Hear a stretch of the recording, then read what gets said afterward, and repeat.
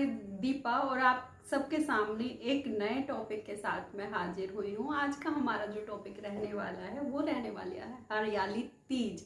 तो आज हम बात करेंगे हरियाली तीज के बारे में। हरियाली तीज हम लोग श्रावण मास, जी हाँ, पहले मैं बता दूं कि हरियाली तीज और हरतालिका तीज और कजरी तीज, ये 3 तीज हम लोग व्रत करते हैं, पूजा पाठ करते हैं। अलग अलग राज्यों में अलग अलग जगह पर अलग अलग तीज का सेलिब्रेशन होता है या व्रत होते हैं। तो आज हम बात करेंगे यहाँ हरियाली तीज के बारे में, जो श्रावण मास की तृतीया तिथि यानी कि श्रावण मास के शुक्ल पक्ष की तृतीया तिथि को जो अमावस्या के बाद आती है उसमें मनाई जाती है। हम उसके बारे में बात करेंगे।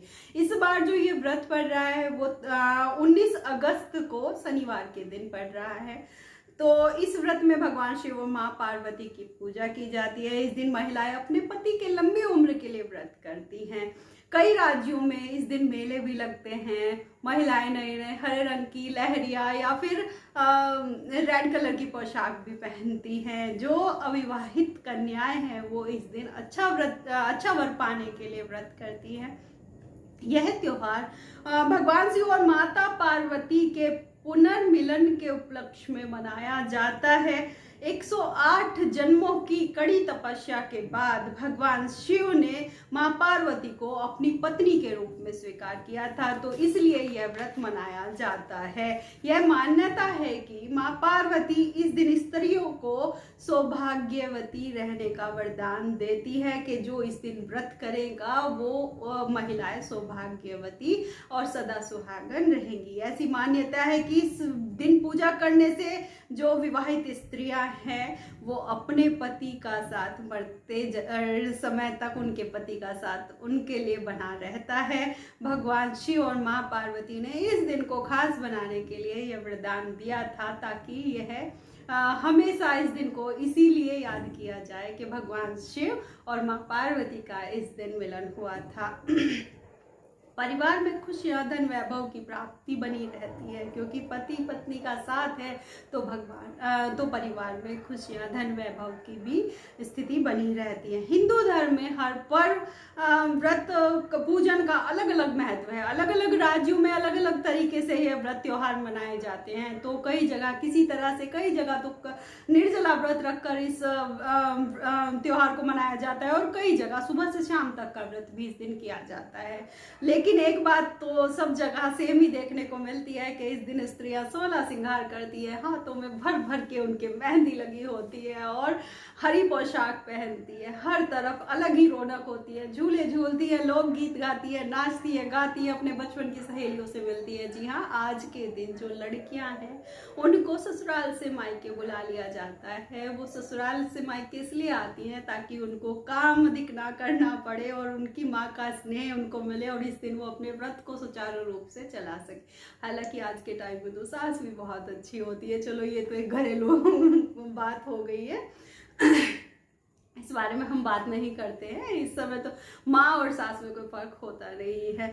इस दिन महिलाएं 16 श्रृंगार करती है, व्रत रखती है। उनके मायके वाले उनको तोहफे दिलाते हैं, नए नए परिधान मिलते हैं, कुछ लोग गहने भी दिलाते हैं। जिसकी जैसी क्षमता है वो अपनी बेटी को हजारों खुशियां इस दिन देता है। तो वो अपनी सहेलियों के साथ रात भर जाग जाग के मेहंदी लगाती है, अगले दिन की तैयारी करती है।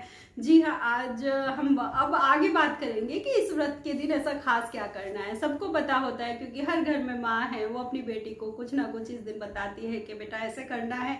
लेकिन कुछ बात इस बार खास है तो वो हम आपको बताएंगे। इस बार क्या है, दिन शनिवार का पड़ रहा है, तो इस दिन आपको अपने बाल नहीं धोने हैं। एक दिन पहले यानी कि फ्राइडे को ही जो 18 अगस्त है उस दिन रात मतलब दोपहर में ही अपने बाल आप धो लीजिएगा।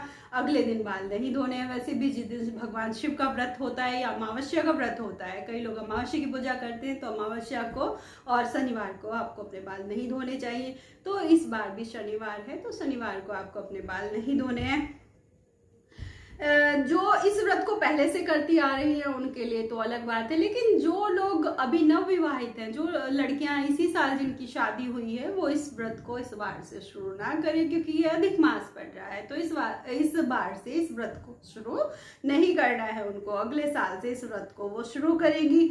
हम कोई भी व्रत करते हैं तो हमें सोना नहीं चाहिए। दिन में सोना नहीं चाहिए। कई लोग, मैं मानती हूँ कि व्रत रखना, निर्जला व्रत रखना, जो लोग निर्जला व्रत रखते हैं उनके लिए आराम की बहुत ज़रूरत होती है, आप आराम कीजिए, लेकिन सोना नहीं चाहिए। हो सके तो आप सोइए नहीं। तबीयत खराब है तो देखिए उसकी बात तो अलग हो जाती है, लेकिन जो लोग हंस पुष्ट है वो कम से कम नहीं सोइए इस दिन।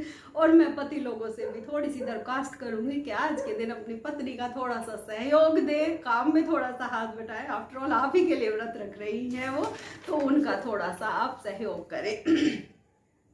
आज के दिन एक खास काम आपको करना है। आपको करना क्या है, अपनी क्षमता के हिसाब से। कई लोग पूरे कपड़े भी दान में देते हैं। माँ पार्वती को तो देखिए आपको उनका 16 श्रृंगार और हरे कपड़े वगैरह आपको देने ही देने हैं, लेकिन कई लोग अपनी क्षमता के हिसाब से भी देते हैं। मैं ऐसा नहीं कहूँगी, आप एक हरी चुनरी भी चढ़ा सकती हैं, हरी चूड़ियाँ भी उनको पहना सकती है, लेकिन इस दिन आपको क्या करना है कि 5 सुहागन महिलाओं को आपको हरी चूड़ियाँ भेंट में देनी है और उनका आशीर्वाद भी आपको प्राप्त करना है। कि उनसे कहिएगा, हालांकि जो समझदार महिलाएं होती है वो खुद ही कहेगी कि आप सदा सुहागन रहे, तो उनका आशीर्वाद आपको प्राप्त करना है। कई लोग पूरा श्रृंगार भी दे सकते हैं, आपकी जैसी क्षमता है आप उसके हिसाब से यह दान कर सकती हैं। तो आप सभी सुहागनों को हरियाली तीज की एडवांस में बहुत बहुत शुभकामनाएं। आपका सुहाग बना रहे और माँ पार्वती और भगवान शिव का आशीर्वाद आप पर, आपके परिवार पर बना रहे, और आप सभी का आशीर्वाद और भगवान का आशीर्वाद मुझ पे भी बना रहे। तो इसी के साथ मैं विदा लेती हूँ और अगली वीडियो को लेकर फिर बहुत जल्दी आपके सामने आ जाऊंगी। तब तक के लिए प्रणाम।